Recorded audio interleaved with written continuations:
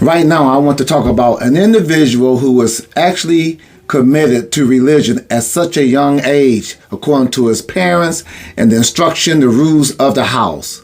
Nonetheless, as he became a little older, or actually still an adolescent, he decided that he wanted to live the life of Jesus.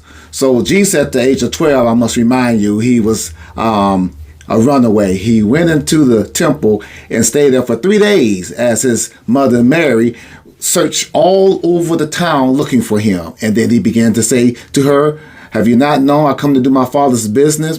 Well, here's a young guy who was in Hollywood. He's a comedian, and he decided to do the same thing. Furthermore, it reveals to us Matthew the 20th chapter, verse 16. It says that some that are last shall be first, and some those who are first, they shall be last. So we don't know what the outcome of this man at the end of his career. I must remind you as well, Malcolm Little, formerly known as Malcolm X. At such a young age, he also has his difficulty in life, was a little bit perplexed as far as which direction to go. His father was also religious. But nonetheless, after he got out of prison, and that's when he ended up finding God, Allah, in prison. Then he came out and he spoke to God, Muslim. He began to be a dynamic speaker, a brilliant person. So likewise with Katt Williams. We don't know what the outcome may be, but he always speak religious as well. So here I want you to just listen to what he had to say about his upgrowing as a youth. Let's get to your upbringing. Born in Cincinnati, Ohio, raised in Dayton, Ohio. What was Katt Williams' upbringing like? Your parents were Jehovah's Witness. You were a prodigy. You were brilliant. You talked to me that you got accepted to college at 7 years of age. You could read fluently at 3 years of age. So having that kind of knowledge, having that kind of prodigy, what was your upbringing? How was it? How was life as Katt Williams coming up?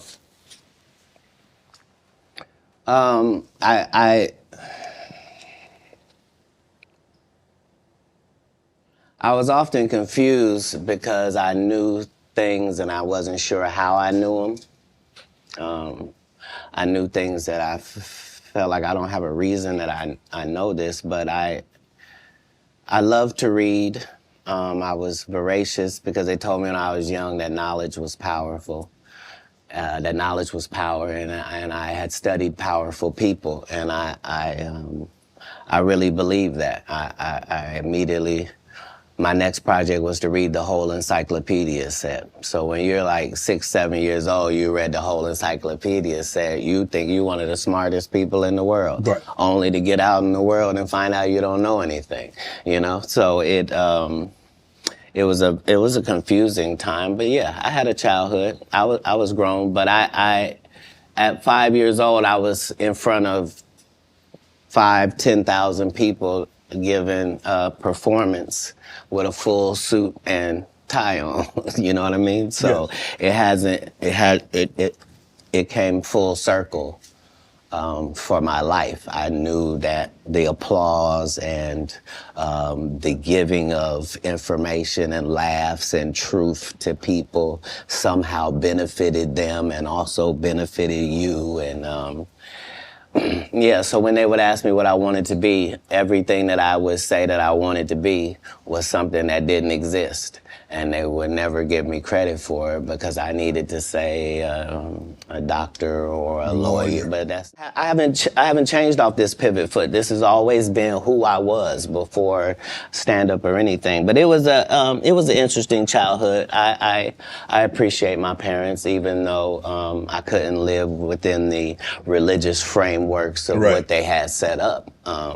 But that was more not wanting to live a double life and not want to embarrass my family. You know what I mean? Because I read where a form of punishment for you is that they would take books because you mentioned you were such a voracious reader.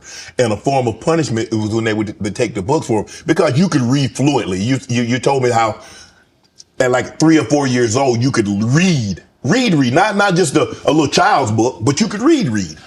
Well, I'm saying when we go to Haiti to do missionary work, understand that my mother and my father, nobody that's there with us speaks French. And, it speaks Creole and reads French. So I'm in charge of everything, from the housing to the cars to the gardener. Like I'm saying, so I'm not just reading. I'm reading in multiple languages. Like How old are you at that I'm time? probably reading 3,000 books a year, from the time that I'm 8 years old to the time that I'm 12. No fiction books at all. I'm only reading nonfiction. You could drive. At 12, you received a full scholarship to the National Science Academy in Dayton, Ohio, but you failed, so you would become ineligible. Why didn't you want to take that opportunity? I didn't see it as an opportunity. When I got in there, all the students were wearing lab coats, and it seemed very confined and restricted, and nobody seemed like they were having fun. It just seemed like everybody was smart. I didn't want that. That wasn't what I was signing up for at all. And plus, I thought that Jesus was my big homie. So you know how you get a story about a dude joined the gang and you get a big homie, right? Mm-hmm. Like at this particular point in my life, my thought is that the Bible is the greatest book that's ever been written. Okay. That it houses the truth, and that it gives you this story of Jesus, and that I'm supposed to be like him. Okay. So it's already in my head that as soon as I get 13, I'm leaving. You at 13, you not only like, okay, Mom, I'm moving out. You moved from Ohio to Florida on your own. You weren't afraid. I mean, you like, did you? Hold on. So what were you going to do when you got to Florida? Don't say I wasn't afraid. There's no such thing as a human being of not being afraid. Okay. There are certain human beings that understand that being afraid in no way stops you from doing what you got to do. Okay. So I was afraid, but I couldn't be that afraid because I knew what had happened with Jesus. I knew how it worked out. I knew that I wasn't in the wrong with how I was feeling, and I knew that I didn't have any bad intentions in it. Right. So I trusted God that it would work out. Why Florida?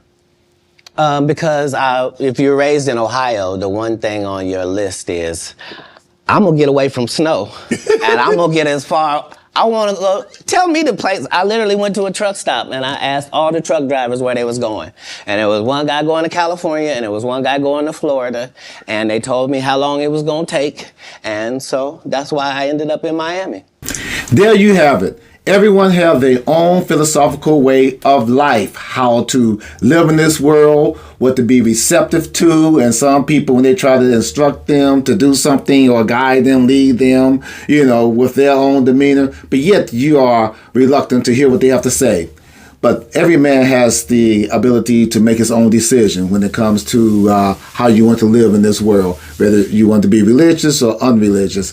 But it's apparent that Katt Williams is a believer meaning that he believes in the Bible, but he finds difficulty, just as I, to believe in a certain religion, because every religion seems like it have its flaw when you see the people that teach it doesn't really stand up to it.